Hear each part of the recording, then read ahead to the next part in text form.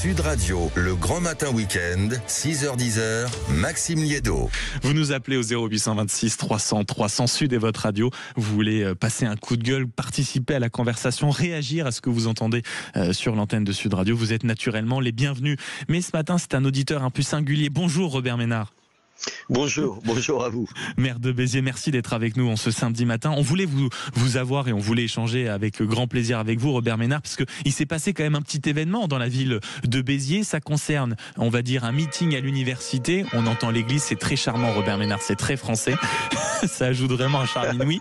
Et ça s'est passé, c'est une discussion entre la venue d'un insoumis et la volonté de faire en réalité un meeting dans une université. Et la justice s'est prononcée. Est-ce que vous pourriez en réalité nous raconter ce qui s'est passé les dernières 48 heures, Robert Ménard? Mais vous avez compris que d'abord je suis au pied de la cathédrale et c'est pour ça qu'il y a les cloches, mais j'espère que ça ne vous dérange pas. Bien mais au ça contraire. doit déranger en l'occurrence le garçon avec qui on a eu des démêlés, ou surtout avec qui l'université a eu des démêlés. Vous savez, c'est Louis Boyard, vous voyez, ce député de France de la Insoumise, France Insoumise. Vous savez, qui est cet ancien dealer qui était fier de l'avoir été, qui vient à Béziers pour tenir soi-disant un débat sur la précarité étudiante à l'université. Jusque-là, il n'y a rien à dire, mais vous avez bien compris que c'était en rien un débat, en rien un colloque, en rien une réunion sur un vrai problème qui est la précarité des étudiants, mais juste un meeting politique. Donc c'est là que la direction de l'université a dit niet et la justice, parce que les étudiants sont dit,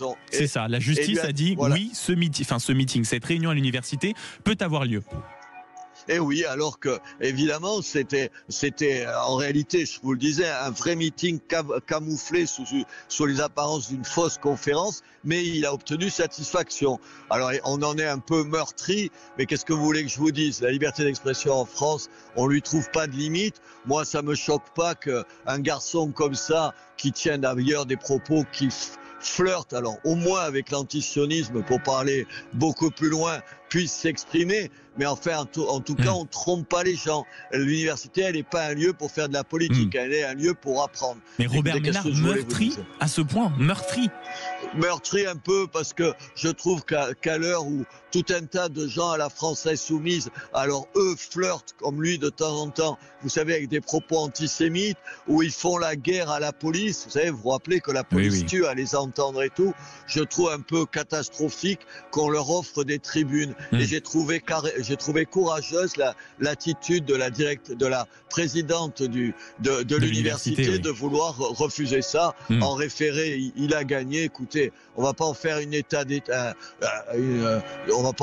on va pas pleurer là-dessus. Mais oui, moi j'en suis un peu choqué, je vous l'avoue. Alors que j'ai passé ma vie, vous le savez, j'étais le patron de Reporters sans frontières, à défendre la liberté d'expression. Oui, à la liberté d'expression. Les lieux d'enseignement, peut-être que c'est un lieu où on accueille des paroles un peu plus mesurées, me semble-t-il. Et vous vouliez aussi nous dire un mot, mon cher Robert Ménard, et promis, après je vous libère pour le temps adéquat. C'est ce qui se passe du côté de Béziers avec l'idée de faire passer un collège en REP+, c'est ça ? Oui, parce que si la justice est prompte à donner raison à notre ex-dealer déguisé en martyr de la liberté d'expression, en revanche, l'éducation nationale fait pas son job à Béziers. Ça fait des années et des années que nous nous battons pour qu'un collège qui s'appelle le collège de la Dulac, dans un quartier, comme on dit, défavorisé, difficile de la ville, soit classé en REP+. En gros, c'est quoi? C'est un bénéficie de plus de moyens pour les enseignants et moins d'enfants dans les classes, donc plus d'attention aux enfants. Ça fait des années qu'on se bat pour ça, et j'en ai marre parce que les ministres se succèdent. Vous avez vu combien on a eu de ministres, ça change en ce moment tous les 2 mois, et aucun n'a pris la question à bras le corps et a fait que ce classement soit mis en place. Et je suis en colère. Je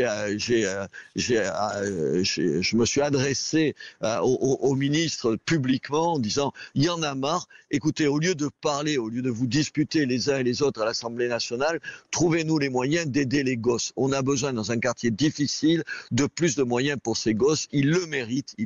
C'est déjà difficile d'être dans un quartier pauvre. C'est déjà difficile d'être dans des familles. Il y a 90% de boursiers dans cette école. C'est vous dire la pauvreté. Bon, nom de Dieu, qu'on leur donne un peu de moyens, qu'on fasse attention à eux. J'espère que je vais être entendu. Et grâce à vous, j'espère que le ministre va se dire, voilà, qu'est-ce que je peux faire pour eux. On va voir. Le message est passé. Merci beaucoup, Robert Ménard. Il faut rappeler quand même que le ministre s'appelle Édouard Geffray, parce que comme il change tout le temps, on ne sait plus tellement comment il s'appelle, ni qui ils sont vraiment. Merci beaucoup d'avoir été avec nous ce matin. Je vous laisse partir, profiter du son de la cathédrale qui visiblement résonnait merveilleusement du côté de Béziers, mon cher Robert Ménard. Et on a entendu cette volonté et puis on va dire le fait d'être meurtri quand même par visiblement une justice qui décide visiblement quand ça l'arrange de laisser rentrer les députés France Insoumise, notamment Louis Boyard, ancien dealer, en effet, de tenir des meetings dans une fac, présidente de l'université courageuse, mais justice qui l'autorise à faire. Merci beaucoup d'avoir été avec nous sur Sud Radio et puis vous nous appelez jusqu'à 10h en direct 0826 300 300 pour réagir, nous interpeller et discuter. C'est ça le samedi matin sur Sud Radio.